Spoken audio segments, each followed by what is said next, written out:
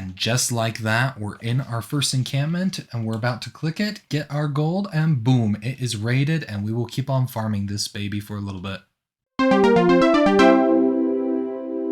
Now that the leader pass is released, we can finally play Julius Caesar of Rome and conquer all of the nations of the known world as we use his ability to get a bunch of money. So the gameplay is set to Immortal difficulty, so that'll be fun, and you can take a look at what else I set in the settings. But with that being said, let's just jump in and get the game started. Alright, so it looks like this is our starting position, which doesn't seem too bad. We've got so a couple of bonus resources, a couple of luxury resources, which will be really nice. But I think I'll probably just settle right where we spawned in. And let's send our warrior off to the north first. We'll kind of explore what's up here really quick. Now, the first technology I want to go for, it's probably going to be pottery, just because I really like going for writing as soon as I can. Especially since we're playing on Immortal difficulty, we'll want to really get as much science as we can early game, so we can combat some of the bonuses that the AI gets for being on the higher difficulty. Now, one of the reasons that I wanted to play as Julius Caesar is for that new ability, Veni Vidi Vici, which is a really cool ability that anytime you raid a barbarian encampment or conquer a city for the first time, you get bonus gold. So that does get increased later in the game once you research steel, but that could be huge to us as a civilization early in the game if we can just kind of farm barbarian encampments and be able to maybe conquer a few cities. We should get a little bit of money, which will help us purchase additional builders and settlers and so forth to use. Okay, it looks like we just found Mohenjo-Daro, which is, if I remember correctly, a pretty cool city-state. I think they give extra housing when you're next to water. Yeah, and that's what it looks like they do. So that's really cool that we just spawned next to them. Now, since my slinger just finished, I need to build something else in Rome. I'm thinking what I might want is just another warrior, just because if we do find some of those encampments, we'll want a couple of melee units to be able to take care of them. So let's go for an additional warrior right off the bat. And we officially finished our first tech of the game. So let's see what our options are. And I think what I'm going to do is start the writing technology, and we'll hope for that Eureka, just to boost it. If we need to meet another civilization, that'll take off a good chunk of the technology cost. And I bring to you breaking news that we have discovered our first civilization of the game. We just met Cyrus of Persia, which is a very interesting civ to start next to, so we'll see what happens here. Okay, and in Rome, I am going to start working on our second settler, just because it would be really nice to early on get another city often on the ground. So let's do that. Okay, and we just finished our first civics, so now we can put in our first policy cards.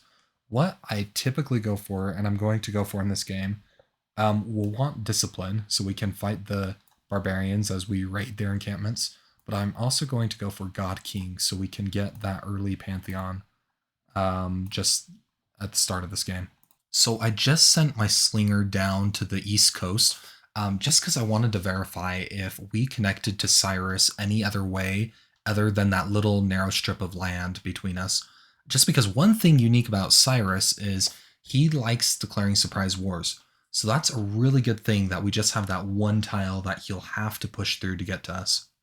And we are one attack away from killing this slinger, getting in the encampment. Boom. Now next turn we can raid this encampment, get our first gold as Caesar in this game. So we just finished the writing tech. Where I might go now, because we have deer that'll need animal husbandry. We also have furs that'll need it. So I'm thinking, let's just go straight for animal husbandry next. And just like that, we're in our first encampment and we're about to click it, get our gold, and boom, it is raided, and we will keep on farming this baby for a little bit. Now that our settlers finish in Rome, I do want to build a campus district, and I think what I'll probably do is I'll build it out here and spend 80 gold to purchase this tile. Just because if I build it here, I'm thinking if I build a second campus district right here, we should get a nice district adjacency bonus from both of them being next to each other. Now, I just had a thought. To defend ourselves from Persia, all we need to do is place 2 units over here to bottleneck it.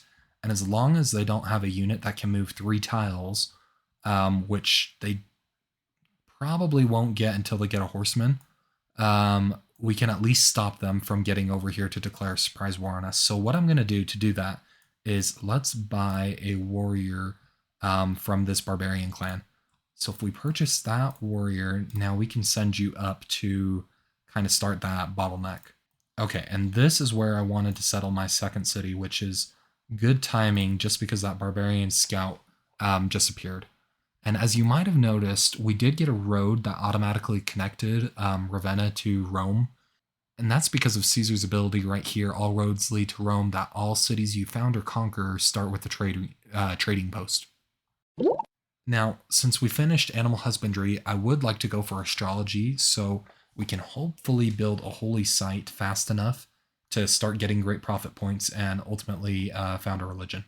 And it looks like I will be able to create that bottleneck, which is really awesome because both of their warriors both retreated.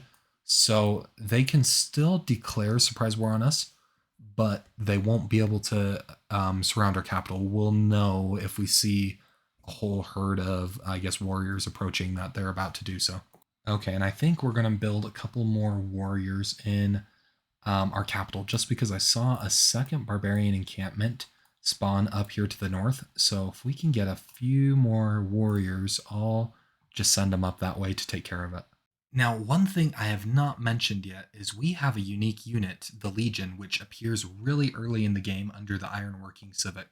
So what we want to do is start to go down this bottom half of the tech tree to get mining, bronze working, so we can get the Legion pretty fast, just because we want to take advantage of that ability as fast as we can. And we did get the same turn. We'll be able to choose our Pantheon. So let's see what is left. Immediately, the one that stands out to me is Divine Spark. And I really like Divine Spark just because you get the additional great person points from holy sites, from campuses, theater squares. So I'm just going to go ahead and go for that one. By raiding that one encampment, we have enough gold to purchase a builder. So I'm going to go ahead and do that in Rome. That way we can start working, hopefully, the fur and the deer tile. And since we have our Pantheon, let's swap that out for probably just production. Let's do urban planning. It is only 1 production extra, but that still is decently helpful, especially early in the game. So an absolute must to do at the beginning of the game is get political philosophy, because we want to get our first tier 1 government realistically as soon as possible. So we'll just gun it and beeline down that direction. And I'm hoping as we do so, we can get both of the inspirations just so we can get there a little bit quicker. And we did just get our first government title. So let's take a look at our governors that we have. And I am going to go for Pingala. Now, I normally go for him just for the amazing benefits that he has. He'll get plus 15% science and culture in the city that he's located in. Plus, he's also got some additional options that we can go for down the line, like researcher, which will give science per citizen. So overall, super good governor to get start of game. And another bit of breaking news.